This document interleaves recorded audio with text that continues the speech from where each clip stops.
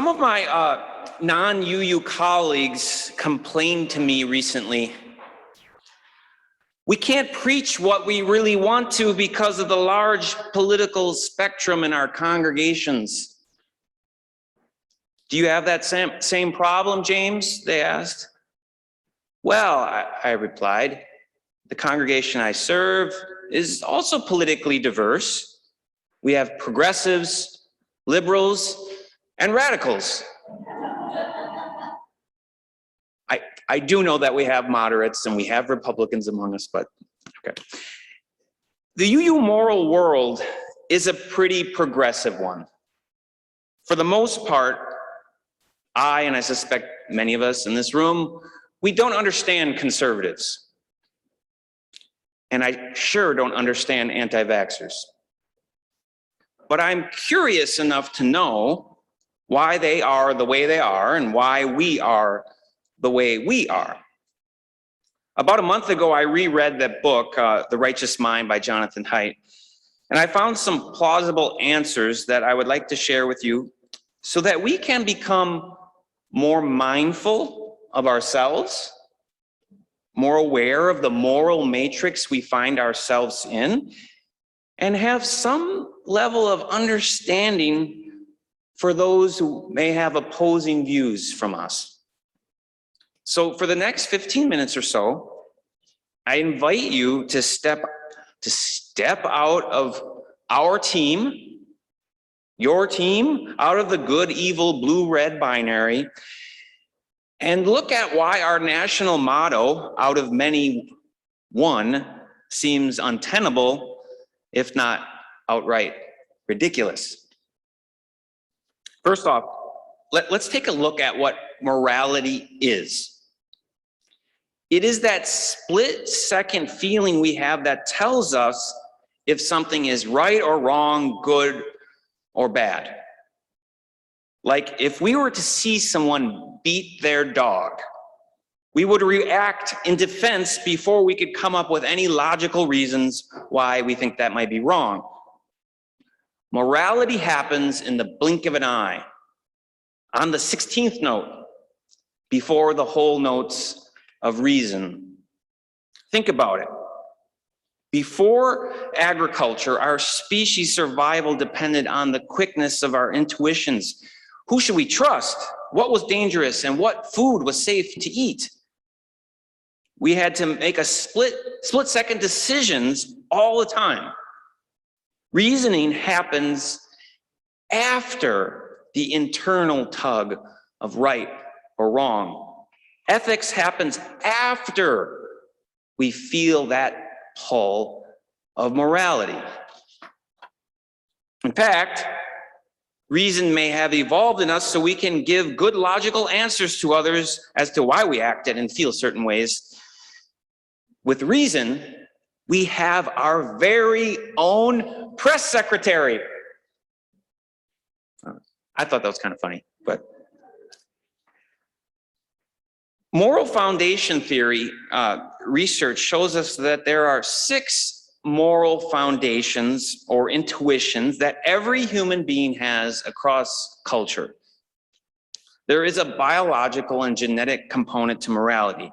We all have the hardware for morality.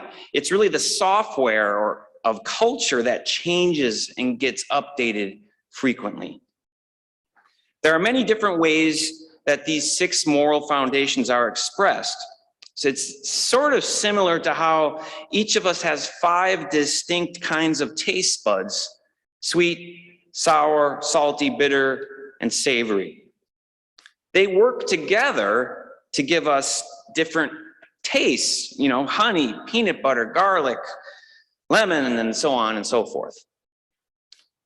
We also might have taste preferences. I love the bitterness of espresso.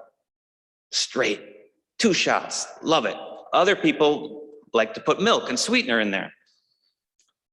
Our original triggers for the moral foundations might be quite different today than they were in our evolutionary past. For example, we all have a moral foundation of care. care, and harm, which this moral foundation ensures others' well-being. It is, no doubt came from the need to care and nurture our children and our young. The feeling of looking into the sky blue eyes of a 3-month-old and they smile back. The feeling of compassion and empathy we have when a baby cries. And we have extended this out to beyond children, even beyond our kin, even beyond our own species.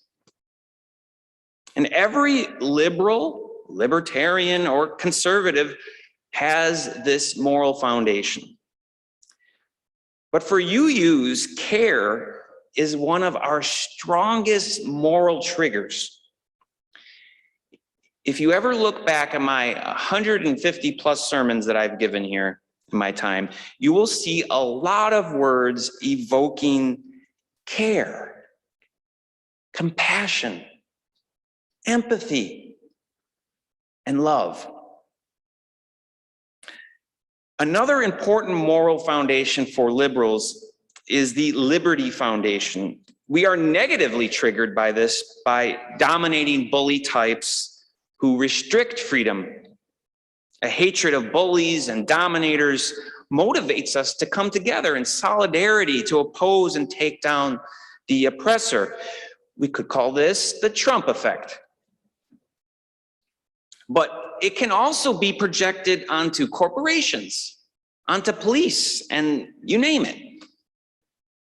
A third important foundation for liberals is what Haidt calls fairness. We might say justice or equal rights. And a lot of my sermons have had to do with those topics. The fairness foundation can be negatively triggered when we see someone cheating and getting away with it. It may have originally involved in us to call out freeloaders. Fairness is also very important to conservatives. For them, it is more about proportionality. You reap what you sow.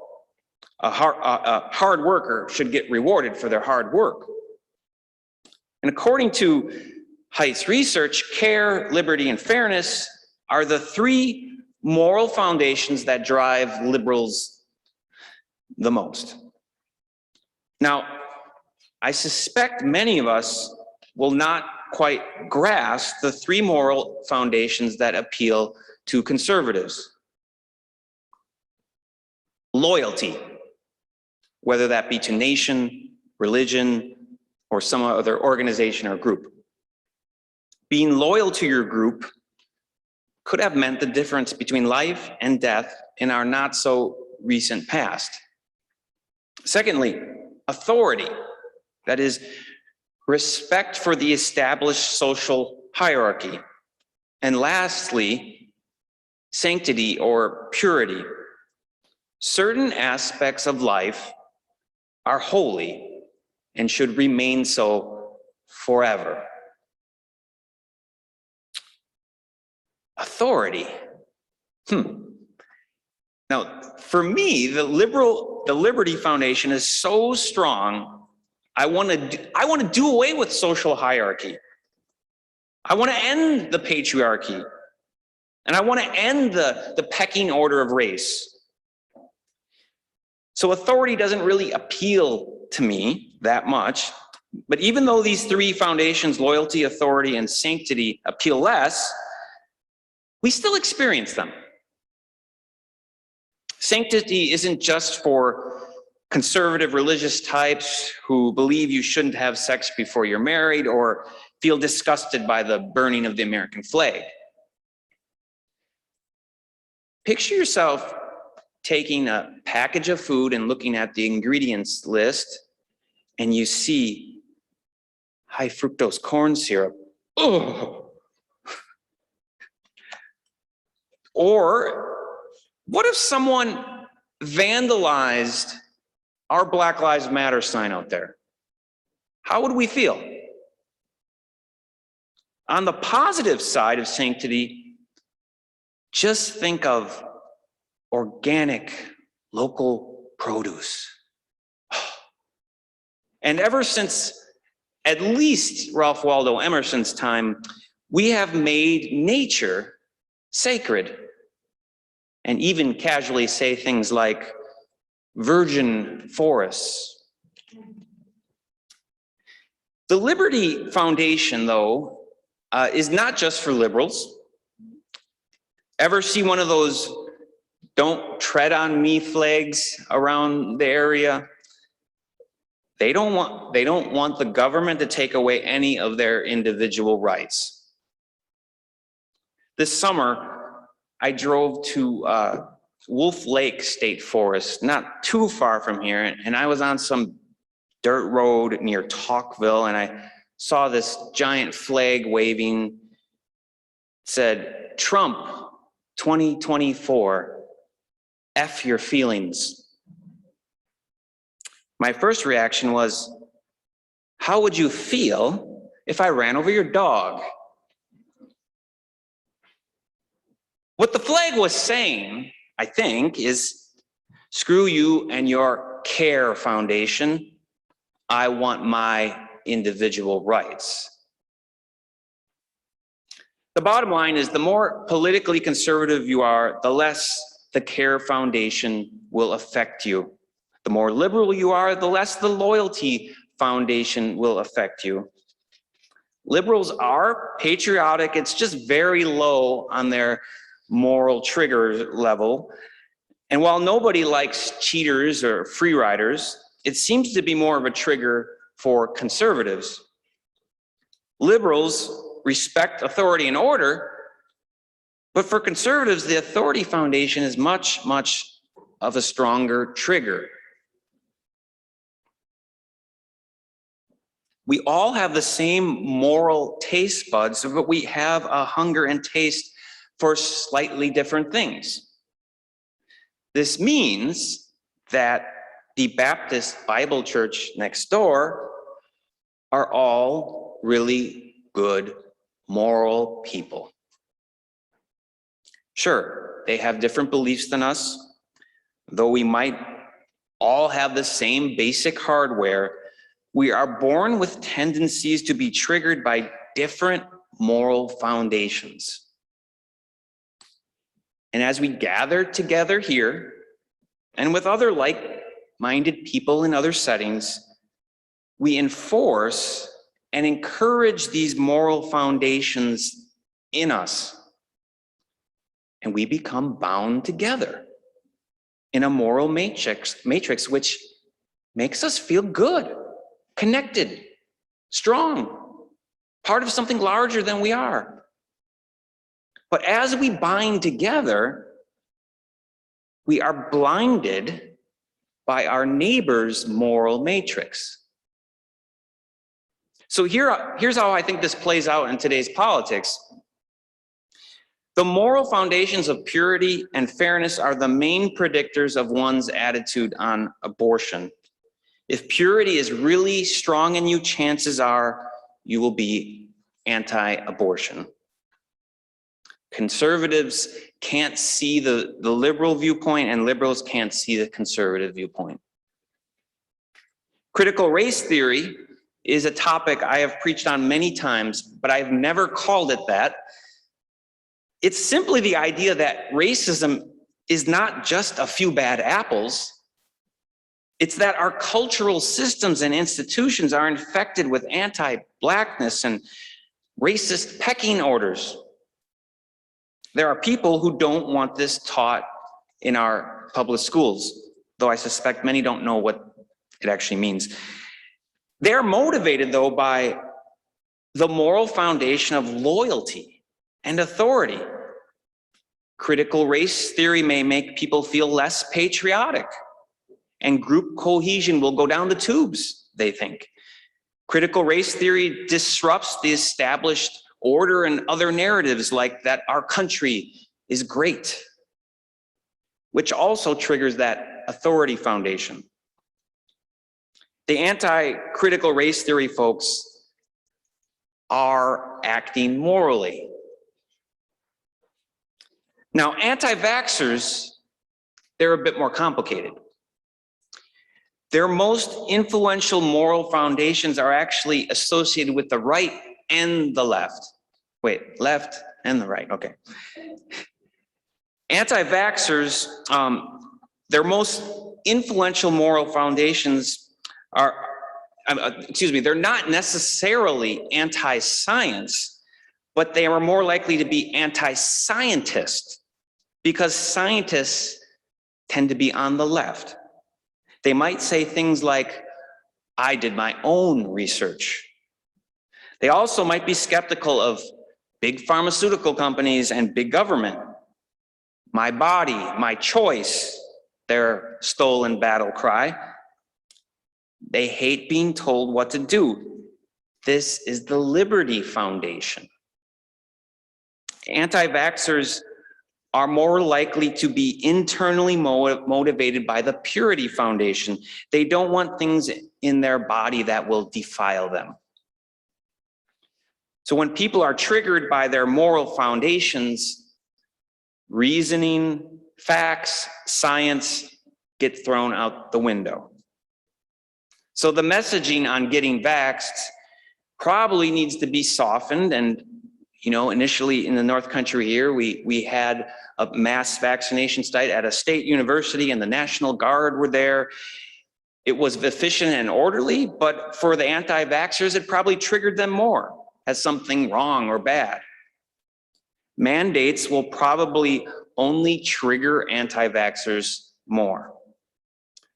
And when it comes to vaccine school children, in order to not activate triggers, we probably have to use language like giving authority to the parents and their doctors. For anti-vaxxers, perhaps, the ultimate moral authority is the self. So we have to incentivize school children to get vaxxed, though mandating vaccines in schools has a long history of actually working. Jonathan Haidt concludes that conservatives are actually more moral because they actually pull on more of the 6 moral foundations than liberals do. Whereas liberals are primarily triggered by the 3, like I said. Now, this might be true to some extent, but here's where I end my sort of nonpartisan middle ground sermon.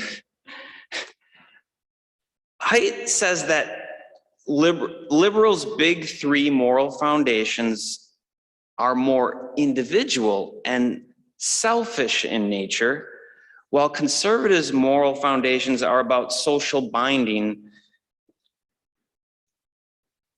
Let me ask you all a question. Is it okay to advance the common good, even if that means limiting some people's personal freedoms? Is it okay to advance the common good, even if that means limiting some people's personal freedoms? If you answer yes to this question, you are probably left of center.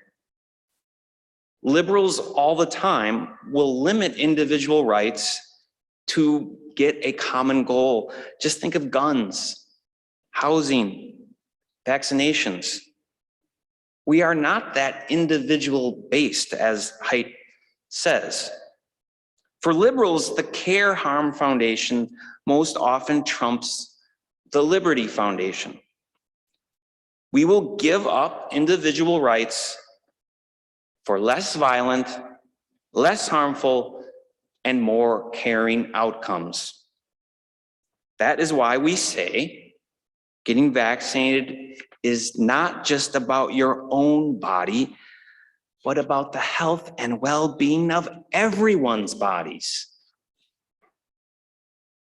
Liberals and conservatives both want community. It's just that I think liberals want a more open and less authoritarian community that's based on curiosity, respect, and inclusion. We envision a different kind of community, a community of diversity, not hierarchy. We are more open to change, and want a broader, more cosmopolitan community. Haidt says that having a diverse, cohesive community is difficult because of the way our brains are wired. It's easier to acknowledge our similarities than it is our differences. Liberals are not so much individualizing as we are universalizing. The reality is to have a fully functioning democracy, we need everyone. We need everyone's ideas, not just our party, not just our team. We need the woke left, progressive activists, social conservatives, libertarians, and moderates. And if we want to build a broad coalition and actually change things for the better, we have to be able to speak to all 6 moral foundations. So the next time you find yourself talking to someone who's maybe an anti-vaxxer, don't go into it right away. Find some common ground first. Maybe you both care deeply about family. Maybe it's fairness and individual rights. Be sincerely interested in them, and after some trust is built, then go into the morality of being vaccinated.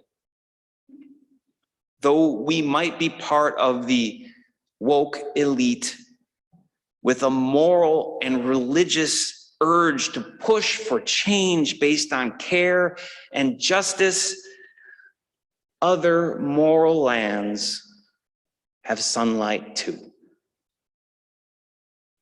Amen, and blessed be.